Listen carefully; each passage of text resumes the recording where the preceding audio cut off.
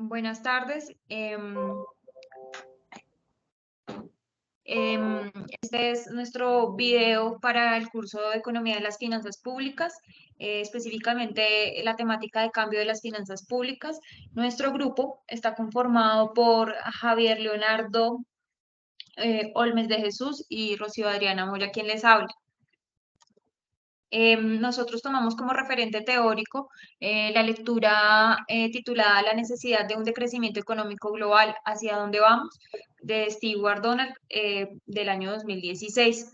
De esta lectura tomamos dos referentes, dos problemas, dos ejes, que son uno, el primero, la seguridad alimentaria. Tomamos estos dos conceptos traídos de la ONU. El primero, el cual dice que la capacidad, la seguridad alimentaria es la capacidad en todo momento de aprovisionar a todo el mundo con productos básicos de modo que se pueda sostener un crecimiento del consumo alimentario soportando las fluctuaciones de los precios. Más adelante, en 1990, la ONU actualizaría este concepto, quedando de la siguiente forma: la capacidad de asegurar que el sistema alimentario provea a toda la población del aprovisionamiento alimentario y nutricionalmente adecuado a largo plazo. ¿Cuál es el problema planteado también desde la lectura que hicimos? Es que hoy, con una población de unos 7.2 mil millones y con una producción total de granos suficientes para cada ser humano, 2.800 calorías diariamente, de todas las maneras, es impresionante que casi 1.000 millones padecen hambre crónica. Digamos que relacionado también con este problema, de una lectura de Nicolás de 1971, que se llama La ley de la entropía y el proceso económico. Él nos dice que la urgencia de lograr un equilibrio entre recursos y necesidades y que no debe haber una superpoblación porque interfiere con la sostenibilidad. Entonces, digamos que a partir de este tema de seguridad alimentaria, el autor empieza a explicar por qué el decrecimiento económico es una necesidad para el mundo, para salvar el mundo, en términos del mundo y pues del ser humano, en términos de seguridad alimentaria y en términos de el agotamiento de los recursos naturales. La situación en Colombia respecto a la seguridad alimentaria, que es el primer problema que tomamos para abordar. Entonces, tomamos algunos datos generados desde la República, desde este periódico. Tenemos datos del 2022, en donde un estudio reflejó que Colombia se encuentra en el puesto número 52 del Índice de Seguridad Alimentaria Global, que evalúa los problemas de asequibilidad, disponibilidad, calidad y seguridad de los alimentos y los recursos naturales en 113 países. Nuestro país cerró con una puntuación de 64.4, y este es un escalafón realizado por Economist Impact. También nos menciona, pues digamos que como para tener como un punto de referencia o de contraste o de comparación respecto a Latinoamérica, que Colombia fue superada por países como Costa Rica, que lideró la región con la posición 24 y con una puntuación de 73,6 puntos de acuerdo al Índice de Seguridad Alimentaria Global. Irlanda, por ejemplo, para tener como otro punto de referencia fuera de Latinoamérica, fue el país mejor evaluado de la medición con una puntuación de 84. A esta siguieron en el orden Austria, Reino Unido, Finlandia, Suiza y Suiza. Este índice es un modelo dinámico de evaluación comparativa, cuantitativa y cualitativa, construido a partir de 58 indicadores únicos que miden los impulsores de seguridad alimentaria en los países en desarrollo y desarrollados. Bueno, yo hice mi análisis en torno al cambio climático y a las emisiones del CO2. Pero acotación, este año se realizó el 15 de mayo del 2023, el Parlamento Europeo tuvo una reunión con tal de promover el decrecimiento económico, es decir, promover que todos seamos más pobres con el fin de promover el menor gasto de recursos con el fin de emitir menos CO2. En este caso, pues tenemos que el 50% de la población mundial vive con menos de $240 al mes y cerca del 10% de la población mundial vive por lo menos con $2.15 al día. ¿Qué quiero decir con esto? Que si queremos tener un decrecimiento a nivel global, pues se tendría que hacer sobre los países desarrollados, se toma de una forma lógica. Pero para traer a colación esto, ¿por qué los países desarrollados emiten el 63% del CO2 en el mundo? ¿Con esto qué quiero decir? Que la energía producida por estos países la utilizan sobre todo con el carbón. El carbón, como todos sabemos, es el emisor que más emite, el CO2 en el mundo. ¿Qué políticas se debe desarrollar en torno a estas emisiones del CO2? Y lo traigo para acá, para nuestro país. El país está desarrollando políticas de energías libres. Para esto trae las energías que vienen de la luz solar, la energía eólica y entre otras energías. Entonces, en mi concepto, el decrecimiento económico no se debe aplicar de tal forma, sino se deben aprovechar todos los recursos renovables y los recursos que pueden ser transformables, dado caso, para seguir el vidrio, también la utilización del plástico en otros productos después de haber sido utilizado desde la primera vez, ¿no? Javier, entonces yo te pregunto, o sea, para ti, digamos, de acuerdo con la lectura que hicimos, ¿tú no crees que la solución esté en el decrecimiento económico, lo cual implica un control, digamos, sobre la población, sobre el crecimiento de la población? O sea, para ti la solución no radicaría en ese punto, sino en otro tipo de estrategias, por ejemplo, a nivel ambiental. En el caso, sobre todo hablando del CO2, el cambio climático, en cambio por Sí. el tema alimentario, sí estaría de acuerdo en el control de la natalidad. Ya hablando pues del tema climático, no estoy de acuerdo que se empobrezca la población. ¿Por qué? Porque se está reduciendo el avance económico de los países.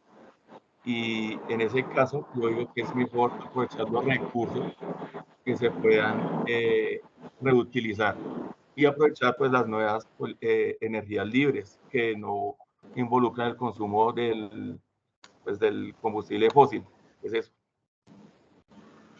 Pues bueno, yo, digamos, mi posición respecto a la lectura, sí, pues realmente sí estoy completamente de acuerdo con el autor sobre que es necesario que haya un decrecimiento económico, que haya como una desaceleración del consumo, porque considero que realmente va a llegar un punto en que la capacidad del planeta pues no va a dar para solventar todas las necesidades de los seres humanos. Actualmente, como podemos ver, pues el tema, por ejemplo, de seguridad alimentaria no es un tema pues, que no se ha podido solventar por completo en el mundo y pues también en Colombia, ¿sí?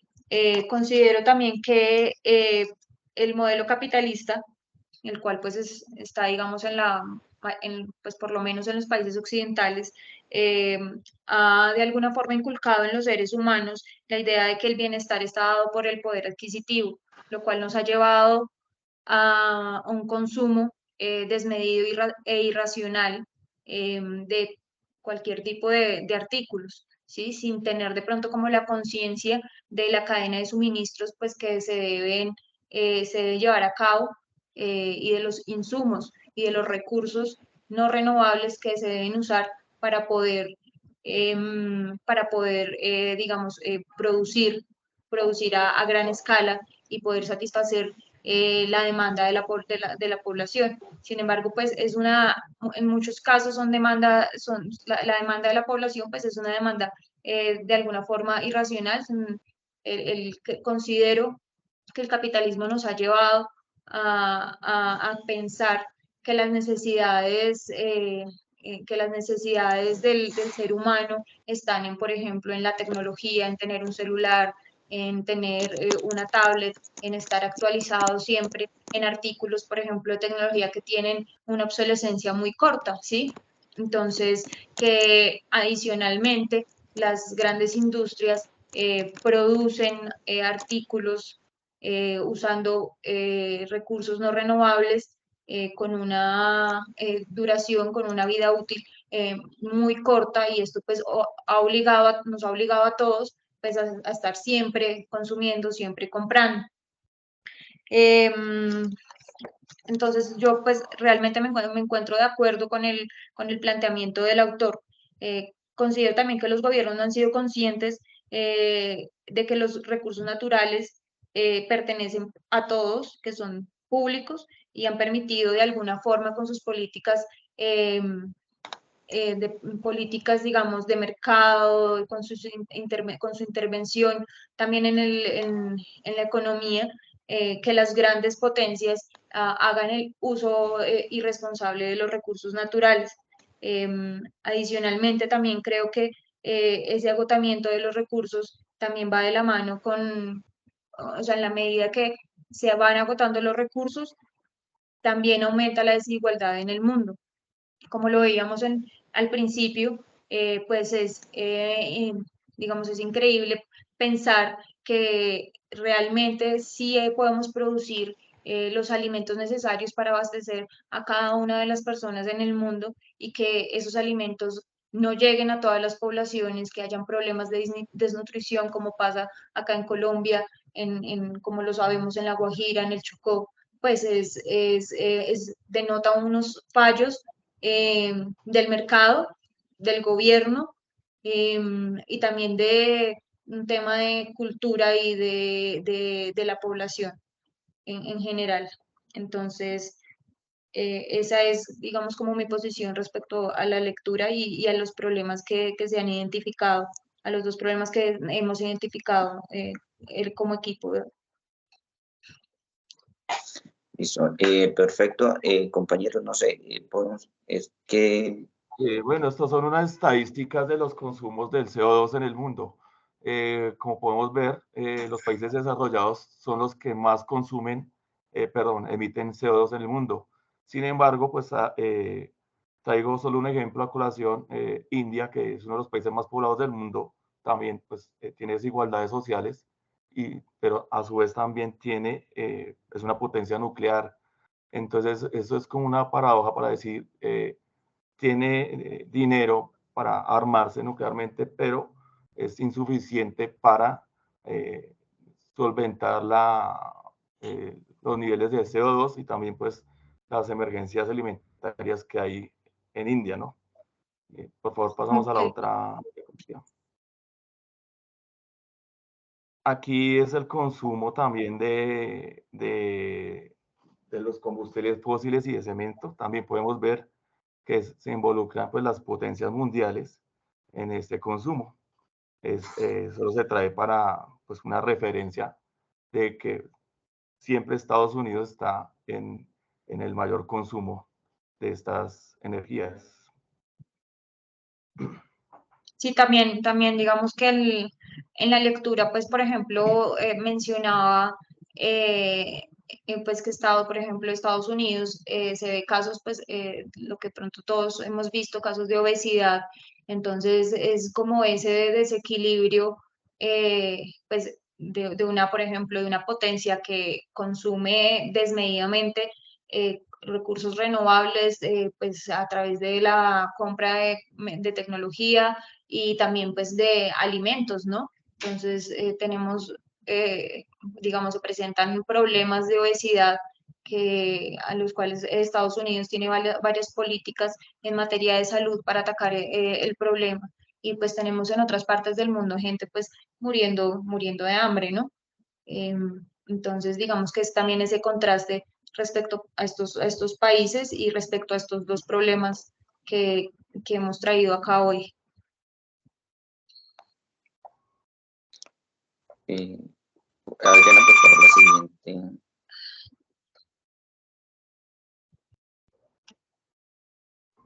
La siguiente diapositiva. Bueno, esto de manera general, ya abordamos lo que es el tema en el contexto general, en el contexto global, las implicaciones de pronto que el autor establece en el documento, lo plantea desde el decrecimiento económico, cómo puede el decrecimiento económico ser abordado o el tema ser abordado debido a las causales que él menciona. Entonces, se exponen que hay consumos innecesarios en el mundo, que esto es lo que conlleva pues a todo esto del cambio climático, las emisiones de CO2, que lo que van a limitar es que el ser humano más adelante, en un futuro, pues no tenga los mismos niveles de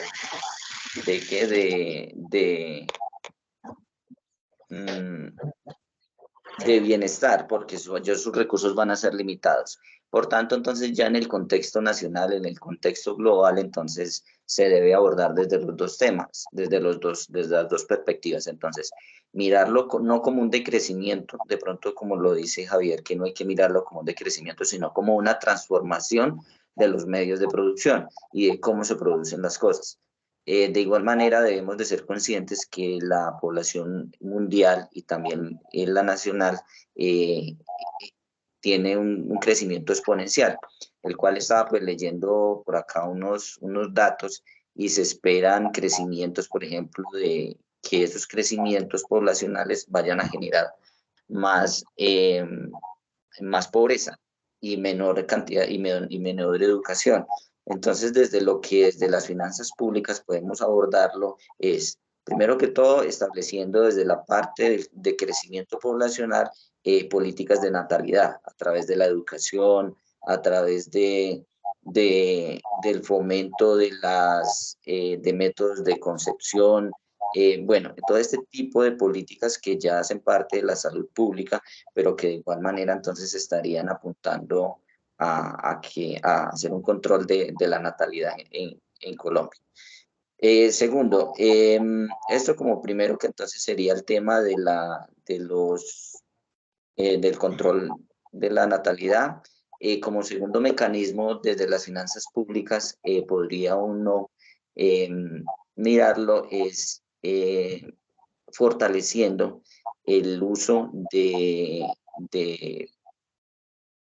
abonos orgánicos para dar una mejor transformación y hacer un mejor aprovechamiento del agro. De igual manera, limitar o delimitar muy bien la frontera agrícola, ¿no? Establecer este tipo de patrones, establecer una política en la cual no se vean amenazados, por ejemplo, el tema de los páramos, el tema de zonas de reservas forestales que están, por ley están protegidas, pero que sin embargo, pues, siguen haciendo uso indiscriminado de estas tierras.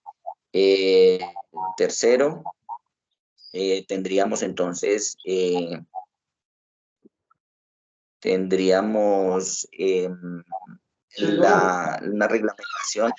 una reglamentación para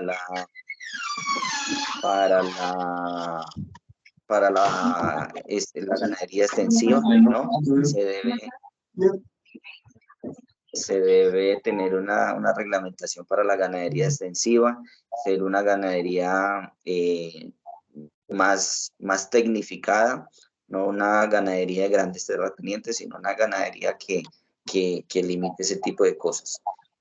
Cuarto, por lo tanto, se debería de fortalecer el tema para la seguridad alimentaria, garantizar esa producción, garantizar unos precios tanto para el consumidor como para el productor a través de la institucionalidad, con el desarrollo de las vías terciarias, con el fomento de los centros de acopio y de distribución, limitar no tanto el crédito para que el agro colombiano pues pueda acceder a ese tipo de beneficios y pueda fomentarse.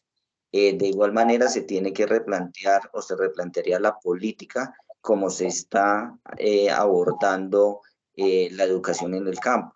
¿Sí? Es necesario que desde el SENA se vuelva a mirar con esos buenos ojos y tener ese fundamento principal que en un principio fue creado, ¿no? Que era para solucionar y dar alternativas técnicas, educativas, pedagógicas a los campesinos colombianos para la mejor producción de alimentos. Y por último, creo que tendríamos que articular todas las entidades que se encuentran adscritas al Ministerio de Agricultura, lo que es la Agencia Nacional de Desarrollo Rural, la Agencia Nacional de Tierras, la Autoridad Nacional de Acuicultura y Pesca, el mismo Banco Agrario, la Unidad de Restitución de Tierras con sus programas productivos, ¿sí? Entonces, el mismo Instituto Agrario ICA, ¿sí? que se encargue de políticas claras y concretas en este sentido. Entonces, mirarlo como un decrecimiento, pues ahí sí comparto también lo que dice Javier, mirarlo como un decrecimiento no se debería ver como un decrecimiento, se debería ver la manera como transformamos.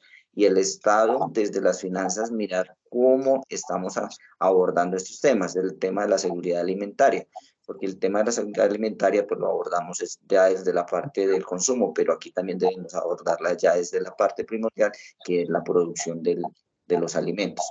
Básicamente, entonces, esta sería la postura en relación a cómo debería más o menos estar articulado el tema con finanzas públicas. Ahora bien, desde lo particular y desde lo personal, pues sí estoy muy de acuerdo en partes del autor en el cual se establece que realmente la sociedad o el mundo entero, no únicamente Colombia, tiene la producción de bienes innecesarios, ¿sí? Bienes que no generan bienestar, sino que genera. Y por lo tanto, yo creo que el crecimiento económico debe estar más enfocado a generarle bienestar, pero un bienestar integral a los ciudadanos, no un bienestar de pronto, como lo decía también Adriana, que es un bienestar por el consumismo, no, debe ser un bienestar en salud, en educación, en vivienda, todo ese tipo de alternativas. No sé si de pronto mis compañeros estén como de acuerdo que este tipo de políticas o este tipo de lineamientos que se deberían abordar de las finanzas públicas, pues sería generador de algo de solución o que de pronto estaría atacando la problemática que se expone acá. Pues yo considero que la solución tiene que ser integral. Considero también que debe contener el tema del manejo del crecimiento poblacional. Creo que sí estamos como en una carrera desenfrenada de consumo, en donde, como lo mencioné inicialmente, estamos asociando el bienestar al poder adquisitivo que las personas, que cada uno de nosotros tenemos. Digamos que es un tema también cultural, es un tema que el capitalismo nos ha llevado a esto. Entonces considero que debe haber una solución integral.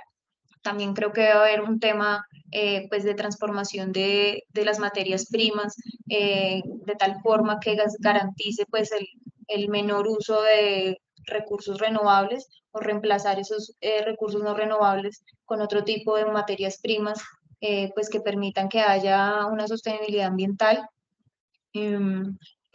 Pues realmente considero que tiene que ser una solución integral que sea desde varias dimensiones. No puede hablarse, digamos, solamente de un decrecimiento económico y poblacional, tiene que ser, pues, también tienen que integrarse con otras medidas, como lo han mencionado ustedes y creo que eso sería, digamos, el punto de nuestro consenso para llegar como a una solución desde las finanzas públicas. También es importante tener en cuenta el tema de la implementación de políticas de saneamiento fiscal y de la distribución del gasto público de una manera eficiente y equitativa. Digamos que ese también es un punto importante en el momento en que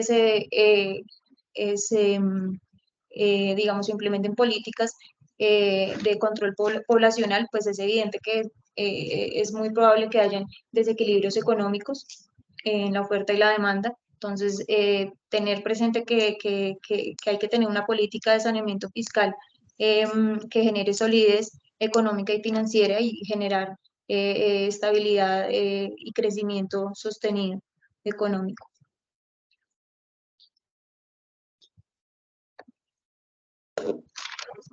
No sé si Javier tenga algo más que agregar, Holmes. De pronto, hablando del Plan Nacional de Desarrollo, en el Pacto de Sostenibilidad, sabemos que Colombia maneja su energía a través de las hidroeléctricas, que se compone del 70% para nuestro país. Entonces, yo dejaría como una reflexión, una conclusión, que es en utilizar las energías no convencionales para mitigar pues todo lo que está pasando respecto al CO2 y a lo que estamos tratando, que es el decrecimiento económico. ¿Cómo? A través de la energía solar, la energía eólica, la biomasa, la energía por hidrógeno y la energía por geotermia, con tal de sustituir las fuentes contaminantes y incentivar el mercado competitivo y ambiental de manera sostenible.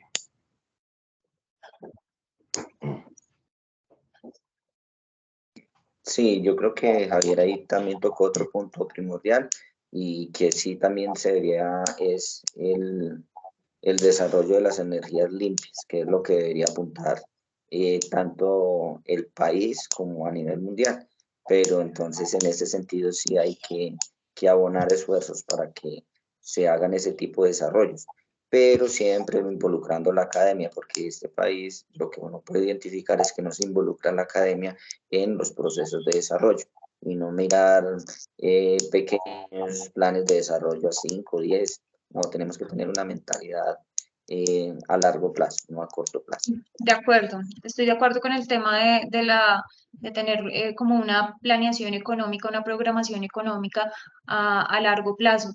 Y pues que no solo sea, o sea, digamos que lo económico no tiene que ver solamente con oferta, demanda e indicadores económicos, sino también con otras medidas como las que hemos mencionado acá, que pues tienen un impacto social y pues al mismo tiempo económico. Yo creo que pues en este momento damos por concluida la discusión. Hemos llegado como a un consenso respecto a los dos problemas que se trajeron acá y con el referente teórico pues que escogimos. Entonces, con esto concluimos. Compañeros, ¿cómo están? Vale, muchas gracias, Adriana y Olmes. Gracias. Mira, a ver, ¿cuánto grabamos?